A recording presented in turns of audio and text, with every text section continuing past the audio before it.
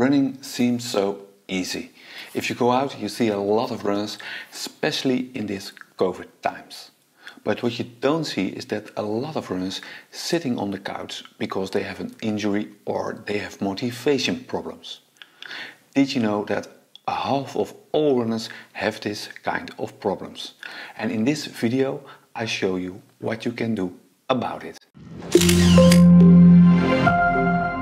Hi runners, how's it going? I'm Pippin from Runners Talk, and in this video I tell you something specifics about running and beginning. And there are two things you really have to keep in mind, and this is this dog and also this jockey with his horse. And I tell you all about it at the end of this video. Biggest mistake a lot of runners do when they just start running is do not a warming up at all. Just go out for your run and go. And that's a bad start. I did it all by myself when I just started running. And well, it's not a good start because you don't give your body some time to warm up. See it as a diesel car who needs some time to warm up. What you can do is some dynamic stretches, and I make the video about it. What you also can do is just walking for 5 or 10 minutes and then start really your run. One of the worst things you can do when you just start running is not going to the toilet just before you go out for your run. And I explain to you why. Because during the run, well, your stomach will relax, and because it's going to relax, you have needs to go to the toilet doing your runs. And I can tell you all about it, it's not a nice feeling. And it means that you just have to stop your interval training or your long run. And well, I think you don't want that.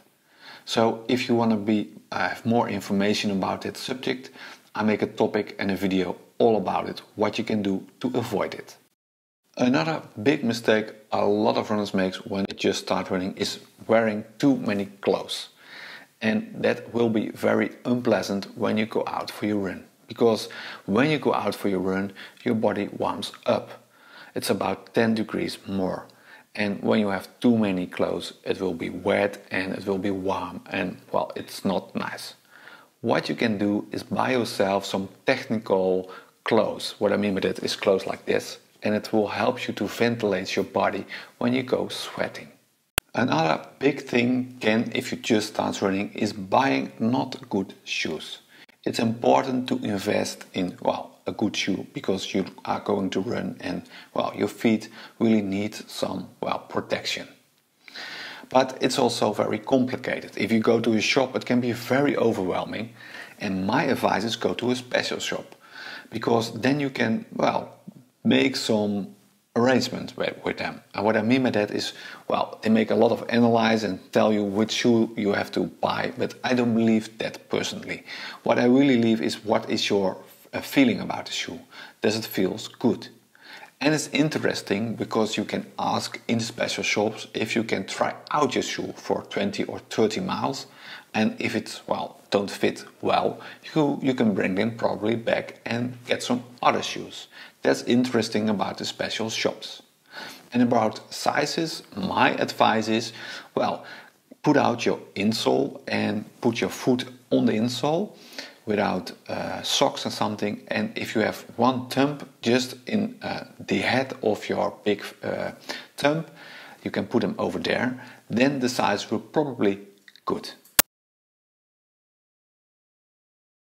Two other big mistakes a lot of runners make if they just start running is running too fast and too many. And what I mean by that is that, well, too much is that you put up every time more miles into your training. So after 2 miles you go to 3 miles, and the day after you do 4 miles, and yeah, you go up and up. And well, there's a big chance if you do that you get injuries.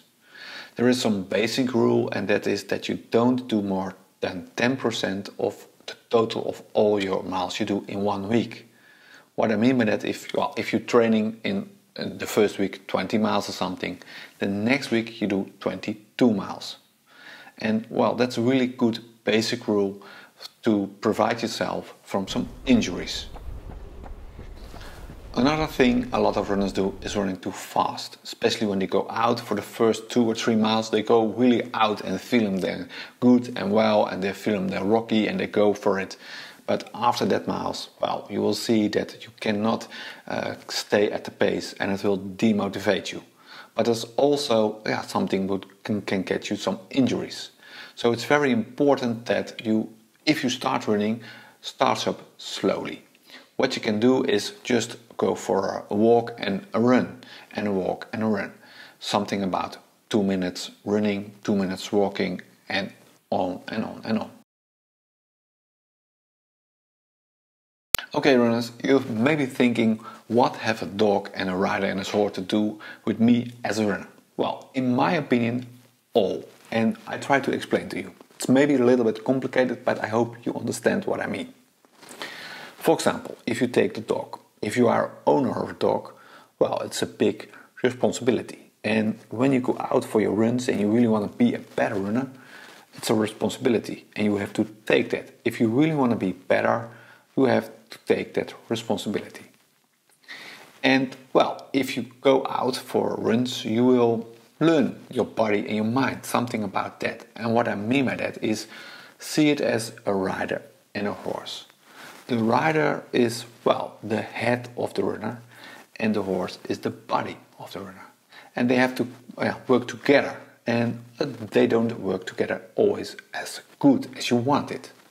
For example, if you go out for a run 2 times a day, maybe the second run don't go so good. And what I mean by that is, well, your mind is feeling good. You walk out and you feel strong, but doing that run, you feel your legs have pain and it don't go so well, and that's the body. So as a beginner runner, you really have to take responsibility and you have to take some time to learn about your mind and your body. So in my opinion, it has all to do with the dog, the rider and the horse. Okay runners, I really hope that this video was helpful for you and that it get any value of you if you just start running.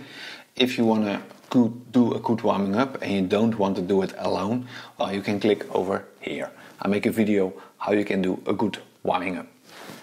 At the end of this video, I really want to thank you for watching. If you have any comments or if you have any mistakes you make by yourself, leave them in the comment. I hope to see you in the next video and keep on running.